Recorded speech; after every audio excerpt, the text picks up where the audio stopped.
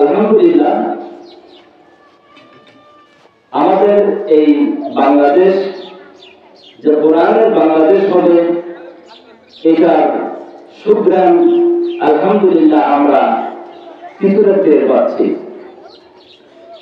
সেটা গতকালকের কিন্তু মাহফিল থেকে মাহফিল হলো কক্সবাজারের পেটুয়ায় সারা বাংলাদেশের সমস্ত বিভাগ থেকে যুবকেরা মৌমাছির মতো কোরআনের আলোচনা শোনার জন্য তারা একদিন, 2 দিন, 3 দিন আগে থেকে চলে এসেছে।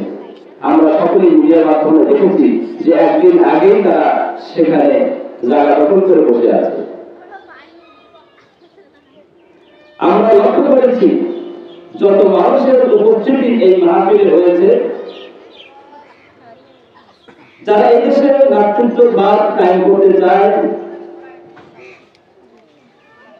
যারা বামপন্থী আছেন, রামপন্থী আছেন, সুশীল সমাজ আছেন, এরা যদি একটা মহাসমাবেশ করে, আয়োজন করে, কালকের মাহফিলে যতগুলি ক্যামেরা সেখানে উপস্থিত হয়েছে তারা সেই কয়েকজন মানুষ উপস্থিত করতে পারবে না, ঠিক না বলেন? এই যদি মিজানুর রহমান আজাদের মাহফিলের দৃশ্য হতে পারে, এখানে যদি আল্লামা সাঈদীর মাহফিল হতো তাহলে অবস্থাটা কি হতো? এতে প্রতীয়মান হয়ে যায় যে এই বাংলাদেশ ইসলামের দেশ হবে এবং আল্লামা সাঈদীর ভবিষ্যৎবাণী অনুযায়ী এই চট্টগ্রাম থেকেই সেই ইসলামের বিজয়ের ঘোষণা আসবে। ইনশাআল্লাহ সেটা আর বেশি করে নয়।